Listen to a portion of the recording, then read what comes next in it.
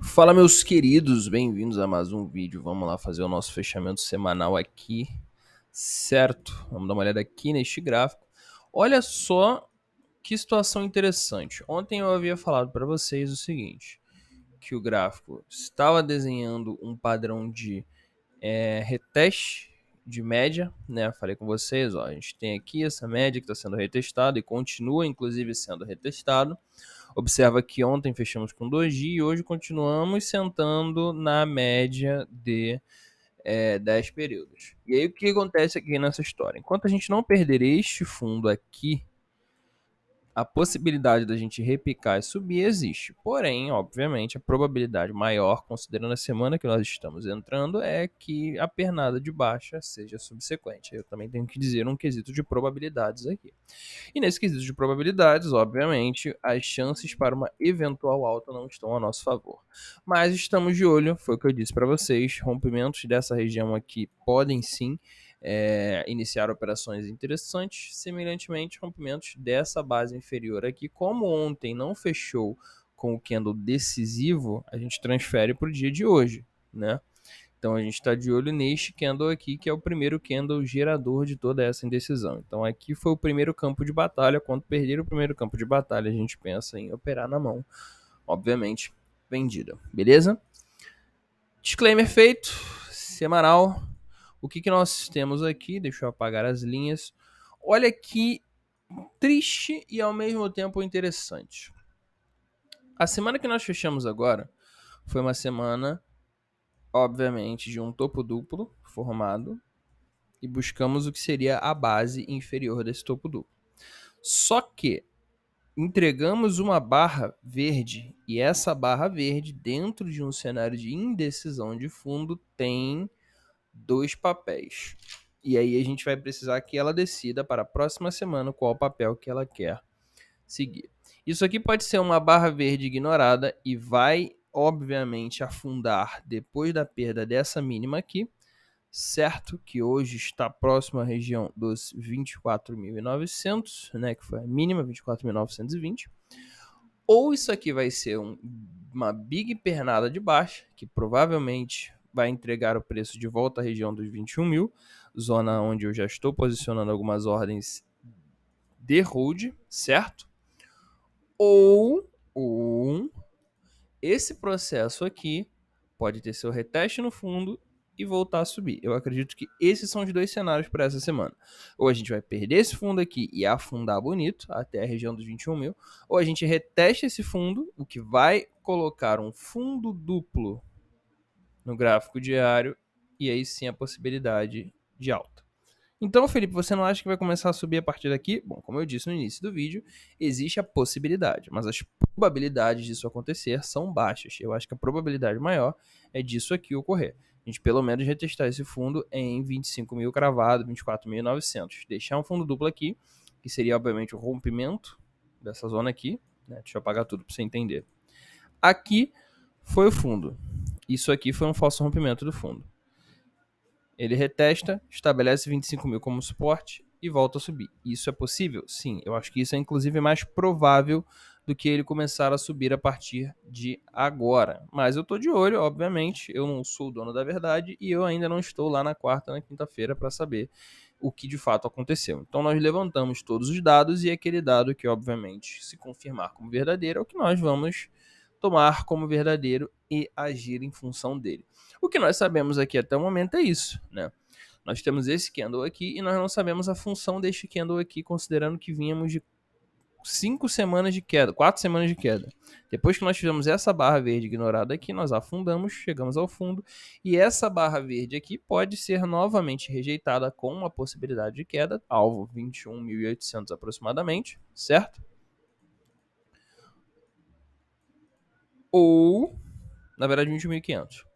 Ou ela pode, obviamente, dar uma oportunidade definitiva de reteste e alta. Então, para mim, são esses dois fatores, certo? Uma continuidade de alta aqui, explosiva, eventualmente, é o que menos tem probabilidade nessa equação. Então, Felipe, é zero de chance? Não, zero de chance nada aqui. Enquanto se você trata de criptão, quando você trata de gráficos, nada tem 0% de chance. Por isso que nós levantamos todas as premissas, porque antes de um determinado movimento acontecer, ele vai entregar pistas de que esse movimento vai acontecer. Então, quando é que a gente vai saber que o gráfico tende a buscar 21.500? Quando perder esse fundo aqui em 24.900. Perdeu o fundo? Opa, próximo alvo 21.500. Retestou fundo? Opa, oportunidade de compra, porque pode aumentar as probabilidades disso aqui fechar com um martelinho e na próxima semana entregar uma pernada de alta. É possível? Sim. Ah, se isso aqui romper para cima, e aí o próximo alvo vai ser onde? Bom, o próximo alvo vai ser o último fundo recriado antes da pernada de queda, 28.700. Então, quer dizer, nós temos esses alvos, certo? E já que nós temos esses alvos, na real não, o próximo alvo é 28.700, isso mesmo. Então, quer dizer, nós temos esses alvos, que aqui, ó, só para vocês entenderem, ele fez esse topo, rejeitou, depois voltou, retestou de novo e rejeitou. Entendeu? Então a gente levanta todos esses dados e vê o que o gráfico vai querer agir. Eu acho que hoje a gente tem uma probabilidade maior de testar esse fundo aqui, pelo menos essa é a primeira verdade aqui com maior probabilidade de acontecer, porque nós rejeitamos a média de 20 períodos, né? Por mais que a tendência dentro da correção de médias ainda continue apontando para cima, ela já está se enfraquecendo, certo? E aí uma eventual perda aqui pode alavancar essa queda da média de 10 períodos e entregar de fato uma tendência de baixa. Isso a gente não quer. Por isso que eu acredito que um reteste aqui é pelo menos factível. E aí, se vai continuar subindo a partir de aqui, a gente não vai poder saber agora, somente quando começar o processo a acontecer. E aí a gente vai trazendo, obviamente, certo? Outra coisa que corrobora para esse tipo de pensamento é que o RSI continua estagnado na zona do 40, que é uma zona de suporte, certo? Eu não creio que ele vai perder esse suporte para continuar uma eventual baixa. Por isso que eu digo que se tocar aqui pode ser apenas pavio e fecha bem bonitão. Então ele pode até dar uma passeada aqui embaixo durante a semana, mas ele vai fechar positivo, pelo menos é isso que eu estou me preparando para vivenciar, certo? Ainda temos o nosso caráter semanal, né, do que eu disse para vocês. O RSI só entra uma vez na zona de sobrevenda e ele sempre sobe o Bitcoin, geralmente 100%, 200% antes do halving ocorrer. Né? Dado esse fundo, a gente estaria aí com uma projeção em mais ou menos a região entre 45 a 50 mil dólares por unidade. Então isso confirmaria um caráter cíclico do Bitcoin. Qualquer coisa fora disso vai transformar o Bitcoin pela primeira vez na história, desde que ele foi criado, em um ativo anticíclico. E aí toda a análise cíclica que a gente fez em todos os 10 anos de Bitcoin, a gente vai amassar elas e vai jogar no lixo, porque a partir do momento que ele não confirmou o que ele já confirmou em todos os outros ciclos, essa análise já não é mais válida. Então, como ele já fez isso em todos os outros ciclos, me mantém cíclico. Então, tem compra aqui, certo? E vai ter compra aqui se tocar também. Por quê? Porque eu estou mirando este ano, ou até pelo menos janeiro do ano que vem, isso aqui. 45 mil. Certo? Então não esqueça deste detalhe maior. Eu vou dar uma passada rapidinho aqui no Bitcoin Wisdom para mostrar para vocês o seguinte. Nós temos ordens próximas a 26 e já temos uma cacetada de ordens de 25.500. Tinha muita ordem lá atrás, na zona dos 25, mas essas ordens foram apagadas porque o Bitcoin começou um processo de alta. Só que para cima, a gente tem ordem em 27 até 27.500, o que pode trazer o gráfico no diário para um repiquezinho, certo?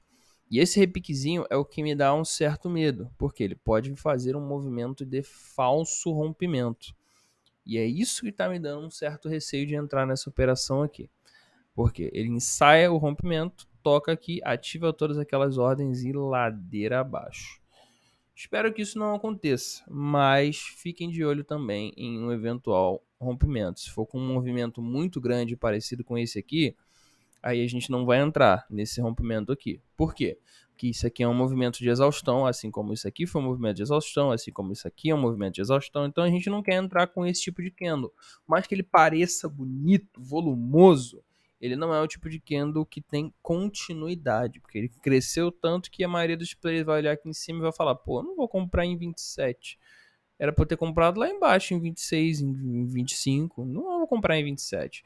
E aí eu tô de olho nisso também. Se for um candle desse tipo aqui, excessivamente robusto, eu não entrarei. Até porque existe uma cacetada de ordens nessa zona. Certo? No mais, esta semana nós temos segunda-feira uma grande quantidade de nada de interessante. Terça-feira também não. Terça-feira também não. Mas quarta-feira o couro come sem dó. Nós temos decisões de política macroeconômicas que em si nós já sabemos que a probabilidade é de mais de 80% que o Fed não altere as taxas de juros. O problema, como vocês já sabem, está aqui na conferência que vai acontecer às 3h30 da quarta-feira. Por quê? Que não vai mudar nada nas taxas de juros, eu já sei, você já sabe e o mundo inteiro já sabe. Por mais que a gente espere que o bata o martelo para o gráfico se manter e se mover, a probabilidade é que, obviamente, nada seja mudado aqui. O problema é que uma besteira falada aqui pode jogar o gráfico em 21 mil. O inverso também é proporcional. Se uma frase aqui for mal interpretada, amanhã a gente está atingindo lá a região dos 29 mil e eu estou vendendo meus bitcoins adquiridos aqui na categoria de swing trade. Certo? Então é isso que a gente precisa ficar de olho. Quarta-feira é o dia. Quinta-feira, bom, já vai ter passado o caos. Então, provavelmente, mesmo se tiver movimentos macroeconômicos, eles não vão ter tanto impacto. Mas não tem. Vai ter um pouquinho de PMI na sexta-feira, pode dar uma mexida, mas nada muito. Acredito que quarta-feira é o dia que de fato nós teremos uma bela de uma movimentação gráfica aí, certo? E aí se atente a essas ranges. Perdeu essa zona dos 24.900, a gente começa a olhar lá para baixo, para a zona dos 21.500. Mas até que perca, ou seja, até que feche abaixo de fato, pisa fofo que pode ser apenas aquele fundo duplo que vai deixar lá nessa região aqui com a possibilidade de continuar subindo, certo? Então acho que o mais interessante é a gente agir sempre no dia anterior ao evento, quer dizer, no dia posterior ao evento. E aí a gente de fato vai ter muito mais dados para analisar. E no mais é isso. Fiquem de olho, essa semana é bem complicada pra gente, mas também pode definir bastante. Eu acho que ninguém mais aguenta o Bitcoin andando de lado. Eu tô quase batendo em alguém na rua, né? E a gente quer movimento, a gente quer volume para a gente poder fazer nossas compras e nossas vendas, certo? No mais é isso, certo? Deixa eu dar uma olhadinha rápida no Ethereum que vocês também pediram para dar uma olhadinha em como está o gráfico do Ethereum. Não, peraí que eu tô no Ethereum Futuros.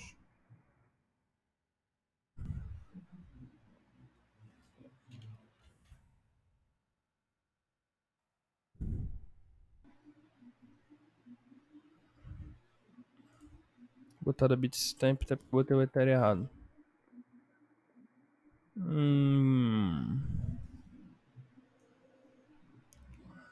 Tal da OKX, né? Melhor. Futures Contract.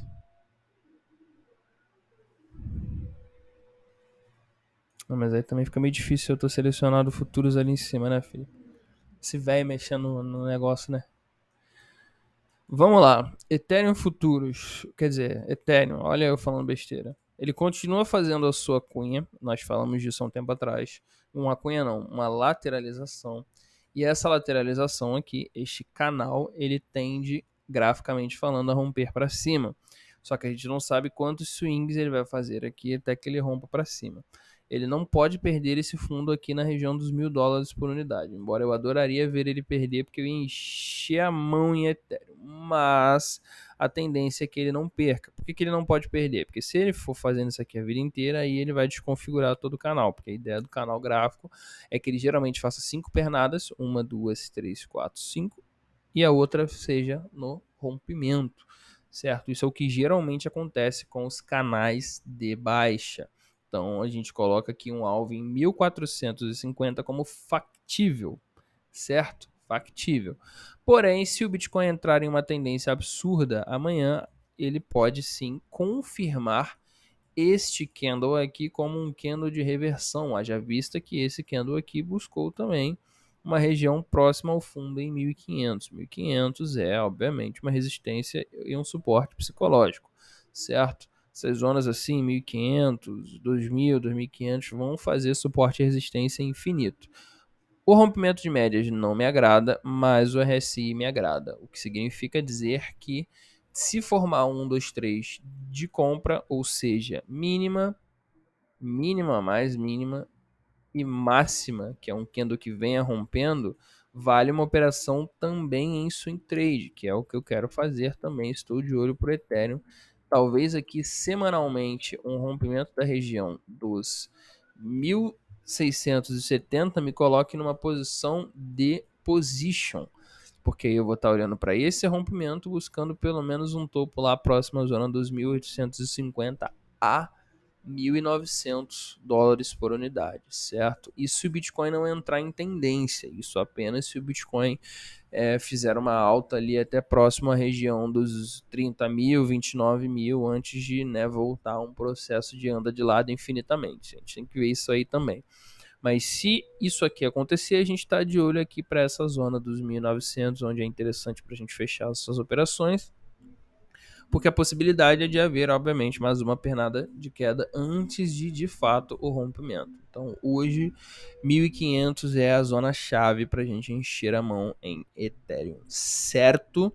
E no mais é isso. Se foi útil para você, não esquece, deixe seu like, segue aí também se você não segue o canal. E é isso. Manda para alguém também, porque se foi útil para você, vai ser útil para outra pessoa também. Valeu, tamo junto.